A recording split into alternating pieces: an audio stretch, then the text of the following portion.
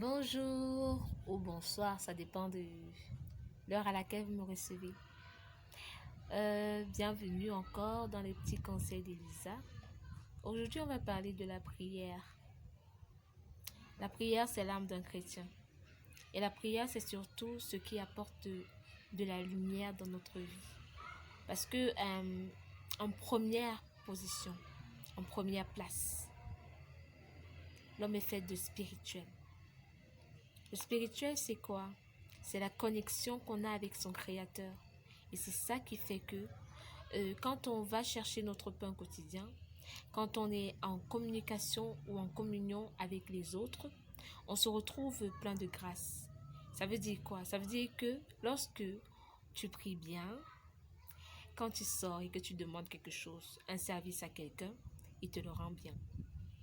Et si tu n'es pas vraiment dans une connexion importante, sinon très bonne, avec ton Créateur, c'est-à-dire ta source, alors là, tu vas commencer à dire, oh, j'ai la malchance.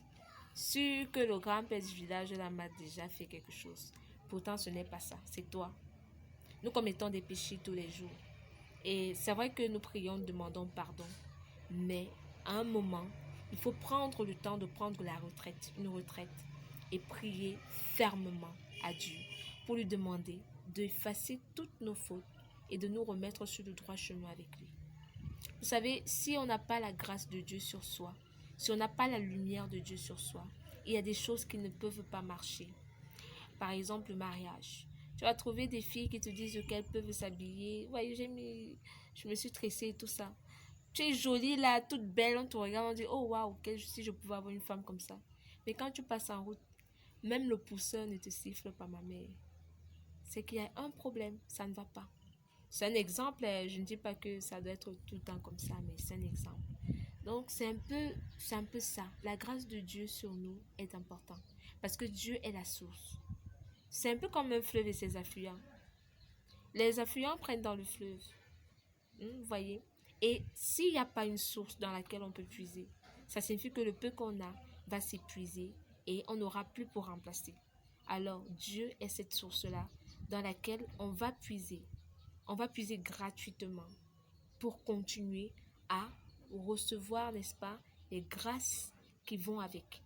Alors, mon conseil pour aujourd'hui, c'est de prier. Ne relâche pas la prière parce que la santé que tu recherches, c'est dans la prière. Et même si les autres t'aident à prier, il faudrait que toi-même tu mettes tes genoux au sol pour demander à ton Dieu, à ton Créateur, à celui-là qui t'a amené sur cette terre, de te donner la guérison dont tu as besoin, de te donner le travail dont tu as besoin, de te donner la santé, la force, le mariage ou même l'enfant que tu recherches. C'est Dieu seul qui peut te faire grâce.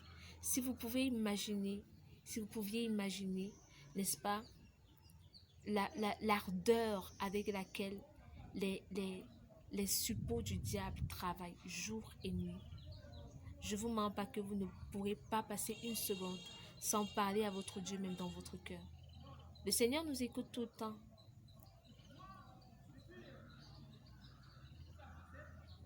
Il nous écoute tout le temps. Il est là avec nous. Et pourquoi est-ce que nous n'allons pas parler à notre Père dans notre cœur? Il écoute les pensées, il est omnipotent, il est omniscient. Prie, persévère dans la prière. C'est la seule route, la seule bonne route qui te mènera au salut et qui t'accordera la paix dans ce monde. À très bientôt pour les conseils d'Elisa. N'oublie pas de cliquer sur le bouton partager, de liker et de commenter. Dis-moi en commentaire ce que tu penses et on se revoit à très bientôt. Bisous, bisous. Je vous aime.